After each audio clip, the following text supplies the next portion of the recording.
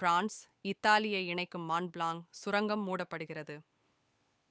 வெள்ளை மலை என அழைக்கப்படும் ஆல்ப்ஸின் மாண்ட் பிளாங்க் மலையினை குடைந்து உருவாக்கப்பட்ட பிரான்ஸ், இத்தாலி நாடுகளை இணைக்கும் சுரங்கப்பாதை டனல் டு மாண்ட் பிளாங்க் 3½ மாதங்களுக்கு மூடப்பட உள்ளது. செப்டம்பர் 1 முதல் டிசம்பர் 12 வரை சுரங்கத்தின் இருபக்க போக்குவரத்துகளும் முற்றுமுழுதாக மூடப்பட உள்ளது.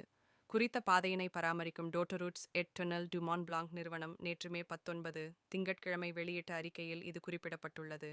இந்த 15 வாரங்களுக்கும் சுரங்கத்தின் திருத்தப் பணிகள் இடம்பெற உள்ளன.